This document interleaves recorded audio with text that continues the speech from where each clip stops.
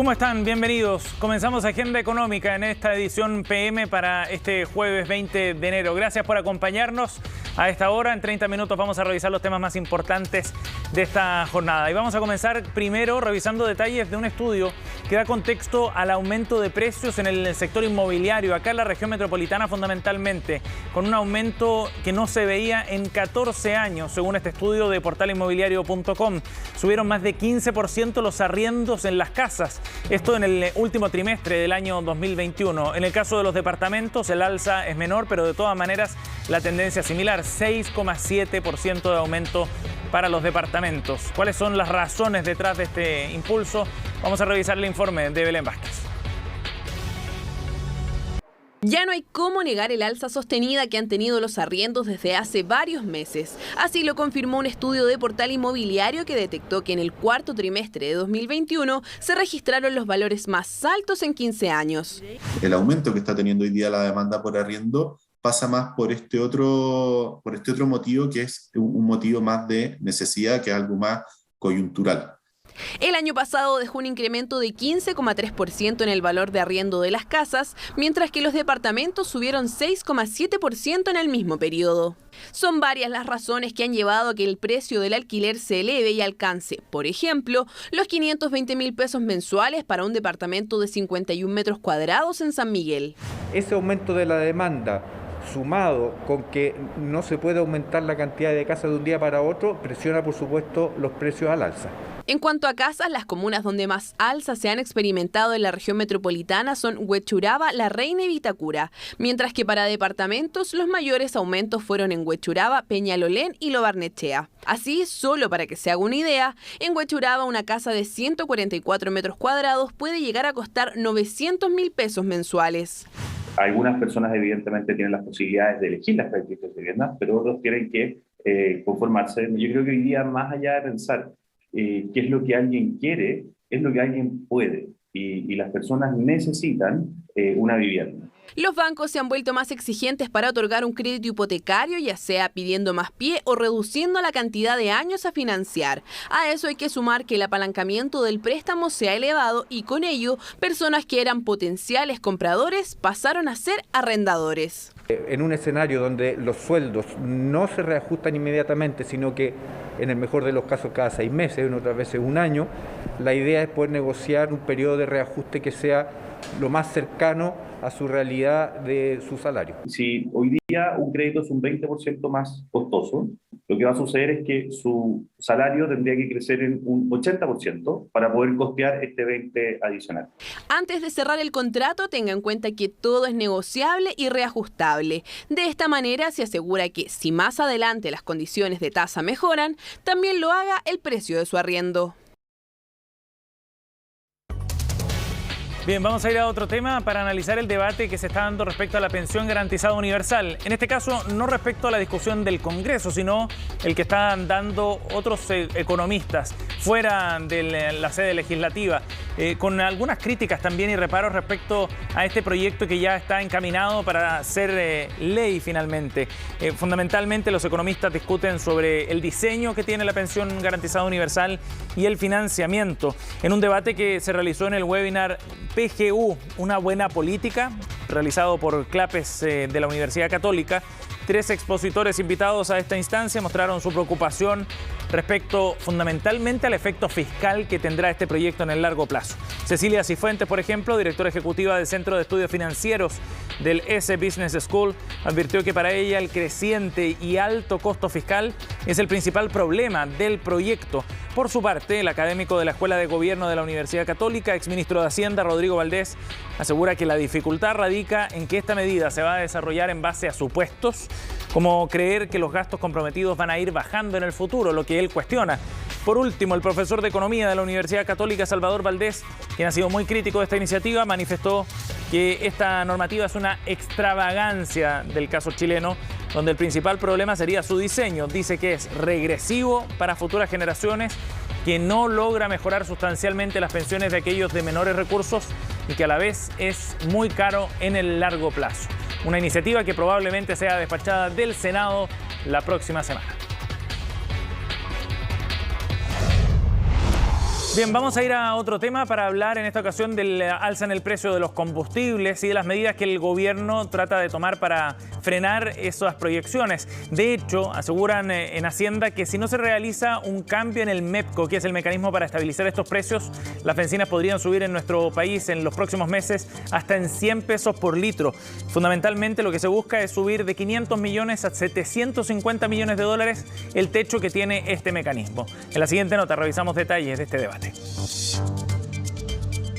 No, antes andaba con 5.000 y andaba un buen rato, ahora con 10.000, ¿cuánto andáis? 100 kilómetros, una cosa así. Igual se pasó el alza de combustible. Son solo dos opiniones, ambos con un punto en común, el precio de la benzina que les golpea directamente al bolsillo, pero no son los únicos. Está gastando mucho en el tema de la benzina, ¿no? Sí, bastante. En promedio yo estoy gastaba antes 40 lucas mensuales, ahora subió a 60. 60, sí, más o menos, sí, subió harto. Así que, bueno, y estamos sacando de los ahorros lo que tenía destinado para otras cosas.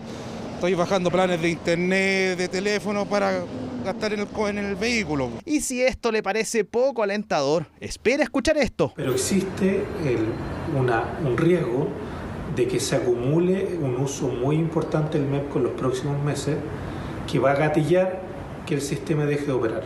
Si eso llega a ocurrir en los próximos meses, lo que debería ocurrir entonces es que el MEPCO deje de funcionar y suban la gasolina aproximadamente 100 pesos. Sí, escuchó bien. Alza de 100 pesos. Y en medio del debate de exenciones tributarias para el financiamiento de la PGU, el gobierno presentó una indicación para inyectarle dinero al techo del MEPCO, el que hoy alcanza los 500 millones de dólares y que pretende llegar a los 750 millones de la moneda norteamericana. En primer lugar, hay todavía como 12 semanas que se tienen que traspasar a precios, o sea que los precios van a seguir incrementándose por dos variables. ¿No? El precio del petróleo y otro, la depreciación del tipo de cambio. Entonces lo que está haciendo el gobierno es tratar de prever una eventual alza abrupta, digamos, de estos precios sostenida, por ejemplo, según nuestras estimaciones, hasta marzo. O sea, eso es horrible porque ya no sé de dónde sacar plata. Tratamos de ver energía renovable como un auto eléctrico. Yo no puedo optar un auto eléctrico, por ejemplo. Entonces cada vez estoy trabajando para la benzina. Es que claro que duele el bolsillo, por eso ya se busca llegar a acuerdos. Es una técnica casi miscelánea para hacer leyes, producto de la necesidad de corregir eso porque muy luego se va a producir ese déficit. Tratar de, a través de este mecanismo de compensación, evitarla, porque el día, ahora, todo esto puede usarse o no puede usarse, el dólar influye mucho, los precios internacionales, pero si no se renueva o se cambia el MEPCO, se va a acabar los fondos para compensar los combustibles. Ojo que con el precio internacional del barril de petróleo las alzas sí o sí continuarán, así que siga firmando la billetera y esperando que el alza de 100 pesos no se haga realidad. Bien, vamos ahora a noticias internacionales. En Estados Unidos hubo datos del mercado laboral importantes para analizar en un contexto donde se cuestiona también cuál podría ser el futuro de la economía norteamericana después del anuncio por parte de la Reserva Federal que pronto ya comenzaría el retiro de las medidas de estímulo. Tercera semana consecutiva en que las solicitudes de desempleo en el país del norte subieron y llegaron a máximos que no se veían desde mediados de octubre. Del 9 al 15 de enero se ingresaron 286.000 solicitudes para acceder a este subsidio que entrega el Estado, lo que quiere decir un aumento de 55.000 en relación al periodo anterior, superando así las proyecciones de los economistas que esperaban una cifra cercana a los 225.000. Es un aumento que se vincula fundamentalmente al fuerte crecimiento de casos COVID debido a la variante Omicron, que se considera como la más contagiosa y que ha llevado a un fuerte repunte y a una nueva oleada en los Estados Unidos que ha afectado el funcionamiento normal de distintos sectores de la economía.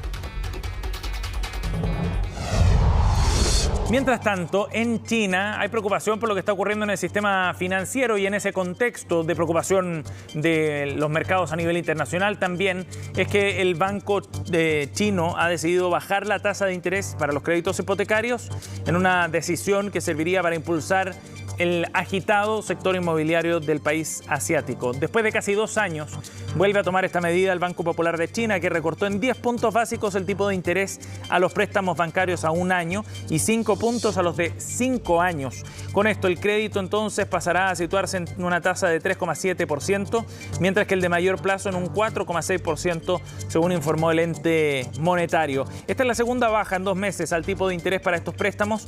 El crédito con vencimiento a 5 años relacionado a nuevas hipotecas es el que vivirá la rebaja por primera vez en casi 2 años para llegar al 4,6%, lo que se espera que pueda estimular un sector bastante convulsionado en el último tiempo y que preocupa a nivel internacional, como decíamos, y a distintos actores de mercados de referencia, por lo que podría ocurrir con una eventual burbuja inmobiliaria en ese país. Es un tema que se está siguiendo con mucho detalle, sobre todo asociado a lo que ha ocurrido con el gigante inmobiliario Evergrande, quien está en una complicada situación y al punto de caer en default.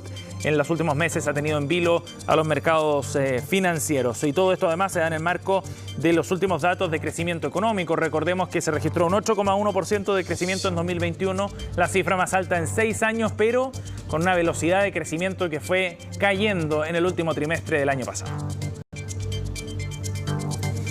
Bien, nos vamos a un corte. Volvemos de inmediato con más de Agenda Económica aquí en CNN Chile. Esperamos.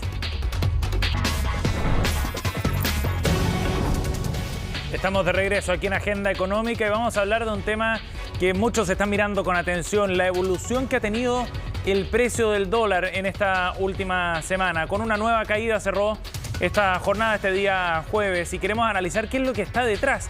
Hay factores locales que están pesando, pareciera, todo esto en la víspera además del nombramiento del gabinete del futuro presidente Gabriel Boric, que ocurrirá mañana. Vamos a conversar del tema, estamos junto a Diego Mora, estratega de mercados de XTV. Gracias por el contacto, Diego. Buenas tardes, Sebastián. Gracias por conversar con nosotros. Bueno, Diego, ¿qué es lo que está pasando con el tipo de cambio? ¿Por qué ha retrocedido tanto? Cayó esta semana, lo vuelve a hacer este jueves nuevamente. Exacto, bueno, como siempre hay que evaluar tanto factores internacionales como a nivel local. Claro. A nivel internacional se está dando un efecto muy interesante en un país que no se suele analizar mucho, que es en el caso de China. China está en una situación donde está reduciendo de manera bastante agresiva las tasas de interés y esto está impactando el mercado inmobiliario. Por lo tanto, en la medida que el mercado chino tenga mayores incentivos para el mercado inmobiliario, que venía ya muy castigado por el tema de Evergrande, por supuesto que toda la demanda de metales industriales comienza a aumentar bastante fuerte, donde por supuesto el cobre es uno de los más importantes, favoreciendo la valoración del peso chileno, y esa yo creo que es una de las principales razones de esta semana, por lo menos a nivel internacional. Ajá.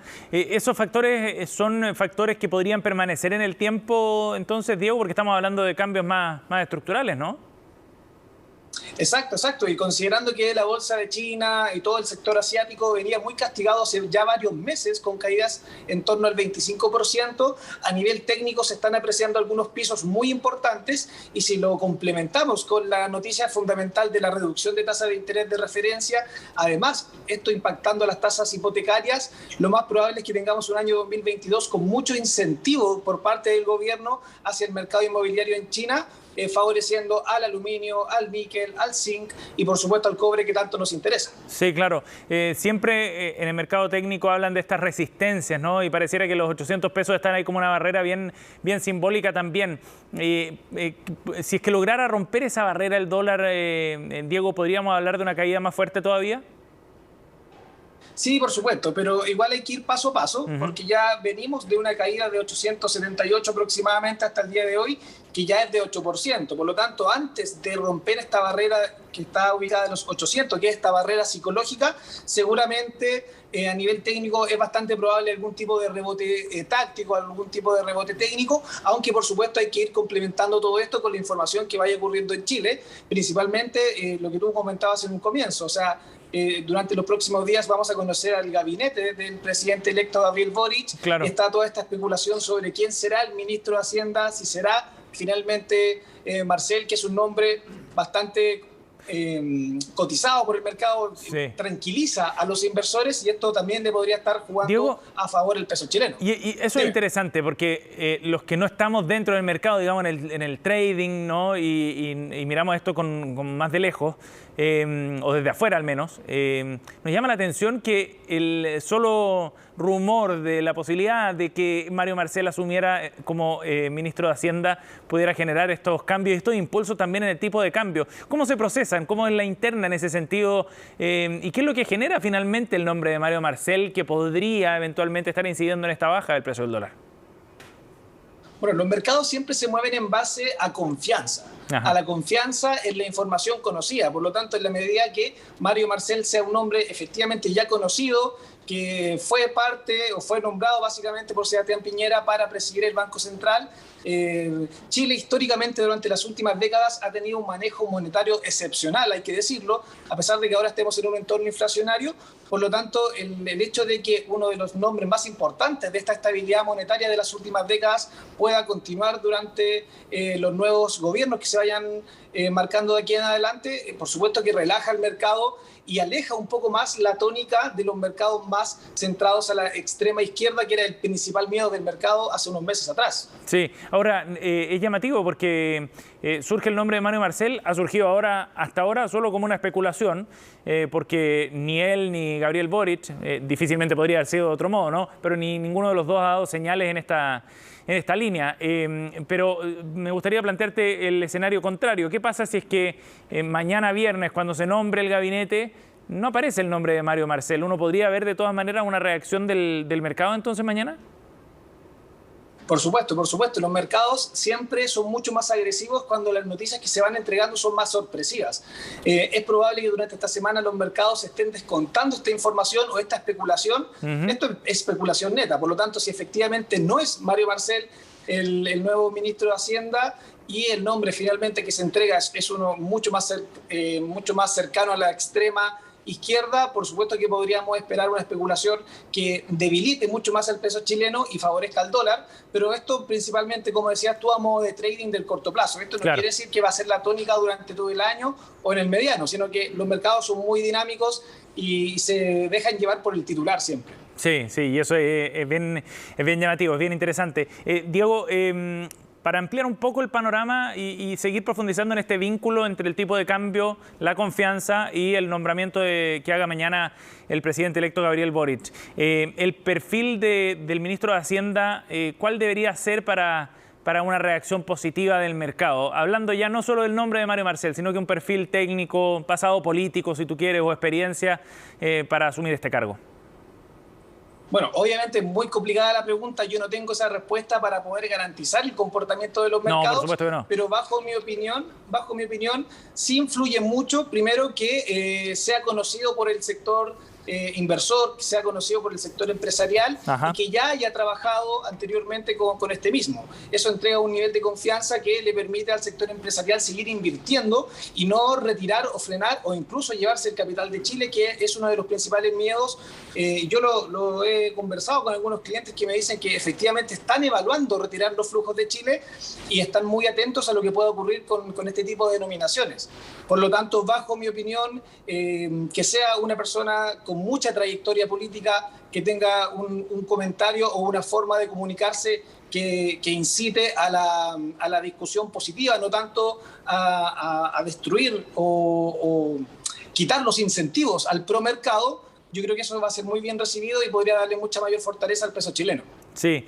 Diego, entonces, a la luz de lo que ha ocurrido en las últimas semanas con el tipo de cambio y los factores locales, sobre todo, que pesan en esta evolución y en la forma que se ha comportado el dólar acá en Chile, ¿tú crees que pudo haber habido una sobrereacción quizás al momento que se conoce el triunfo de Gabriel Boric? Porque ese lunes, al día siguiente de la segunda vuelta, tuvo un repunte muy fuerte el tipo de cambio acá.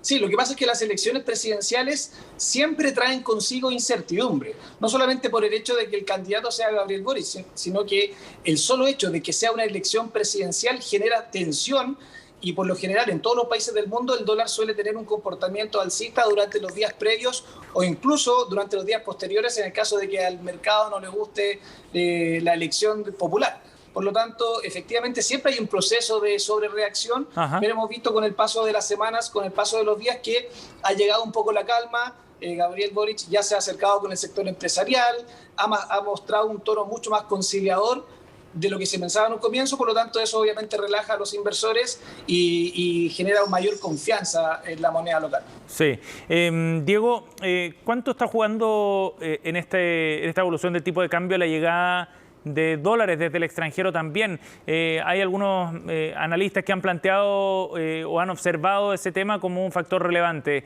¿Están llegando efectivamente más dólares a Chile? ¿Hay cambios en esa tendencia por lo menos? Sí, por supuesto, y está muy enmarcado con lo que conversábamos en un comienzo con la subida del precio del cobre. Recordemos que por cada centavo que suba el precio del cobre ingresa al fisco aproximadamente unos 60 millones de dólares. Por lo tanto, en la medida de que estemos viendo técnicamente un movimiento bastante alcista para el cobre y además si lo acompañamos con la recuperación del mercado inmobiliario en China, es probable que tengamos durante las próximas semanas o incluso los próximos meses un superciclo, que es la continuación de lo que se hablaba hace un par de meses atrás, que pueda generar un ingreso bastante importante de dólares a la economía chilena. Sí. Y ese es otro fundamento por el cual incluso yo no descarto que podríamos romper el soporte de los 800 pesos y ver cotizaciones mucho más bajas, aunque por supuesto el mercado no es vertical, se mueve en zigzag. Por supuesto. Diego, la última pregunta. ¿Qué rol podría tener lo que haga el Banco Central la próxima semana con un eventual movimiento de tasa? Bueno, la tasa es el precio del dinero. Por lo tanto, en la medida de que hay expectativa de que la tasa pueda llegar incluso al 6% durante este año, es el costo del dinero. Por lo tanto, en la medida que se suba, el peso chileno directamente vale más. Ahora, esto hay que compensarlo con que en Estados Unidos están haciendo prácticamente lo mismo. Por lo tanto, a la hora de valorizar diferencias de tasas, hay que ver qué país lo está haciendo de manera más agresiva. El mercado en Estados Unidos ya tiene descontado estas 4 alzas de tasas que quiere aplicar la Reserva Federal, por lo tanto, el factor sorpresivo podría ser Chile. Perfecto. Así que si ese es el escenario, podríamos tener movimientos hacia la baja en el dólar. Bien, Diego, muchísimas gracias por esta larga conversación, súper interesante para entender qué es lo que está ocurriendo con el tipo de cambio acá en nuestro país. Ya veremos mañana cómo sigue la historia después del nombramiento del gabinete del futuro gobierno. Gracias por el contacto de nuevo. Gracias a ti, Sebastián. Chao. Estamos cerrando Agenda Económica. Gracias por acompañarnos. Recuerden, este viernes completa transmisión del cambio o del anuncio más bien del nuevo gabinete del presidente electo Gabriel Boric aquí en las pantallas de CNN Chile. Nos vemos mañana.